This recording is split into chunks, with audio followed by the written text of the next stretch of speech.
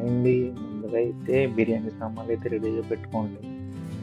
అలాగే బాయిల్ చేసిన chicken, fried onions, పుదీనా, కొత్తిమీర, పచ్చిమిర్చి. చికెన్ అయితే మనం కుక్కర్లో 5 విజిల్స్ వచ్చేదాకా అయితే బాయిల్ చేసుకోవాలండి. చికెన్లో ఉప్పు, కారం, ధనియాలు, జీలకర్ర పొడి, పసుపు, అలాగే గరం మసాలా వేసుకుని బాగా కలుపుకున్న తర్వాత మనం అయితే కొత్తిమీర, పుదీనా అయితే వేసుకోవాలి. అలాగే పచ్చిమిర్చి, తర్వాత అయితే పెరుగునైతే వేసుకోవాలి. అలాగే కొద్దిగా నిమ్మరసం పిండుకొని బాగా మిక్స్ చేసుకోవాలి. మొత్తం అన్ని ఐటమ్స్ బాగా కలిసేదాకా అయితే మిక్స్ చేసుకోవాలి.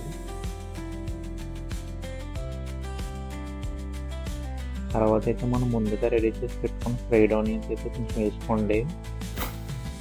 తర్వాత అయితే 2 స్పూన్స్ ఆయిల్ వేసుకొని బాగా మిక్స్ చేసుకొని 20 మినిట్స్ అయితే మ్యారినేట్ చేసుకోండి.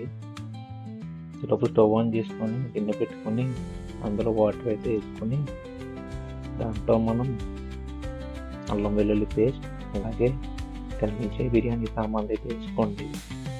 బిర్యానీ ఆకులు, యాలకులు, లవంగాలు,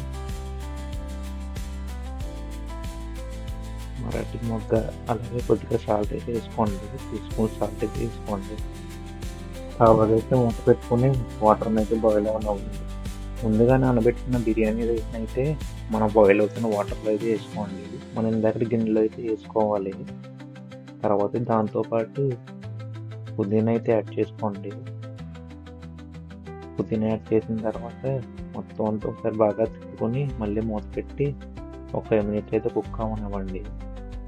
మన రైస్ అయితే 90% అయ్యేదాకా కుక్ చేసుకోవాలి.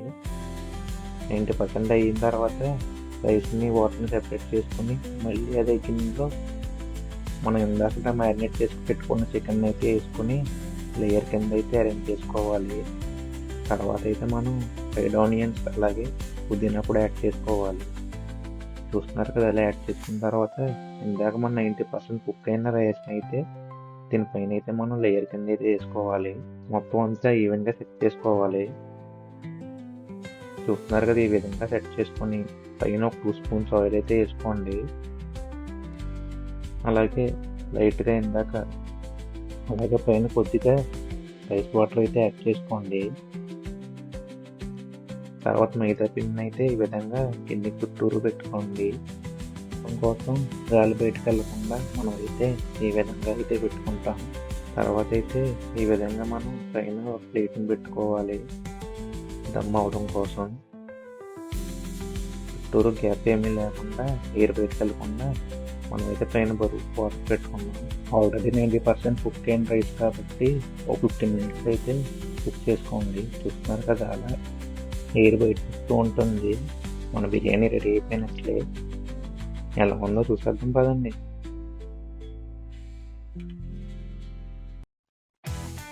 మన బిర్యానీ అయితే చాలా బాగా వచ్చిందండి. కలర్ అయితే చాలా బాగుంది. పీసులు కూడా చాలా బాగా కుక్ అయినాయి. అంతేనండి, మన లేయర్ దమ్ బిర్యానీ అయితే రెడీ అయిపోయింది.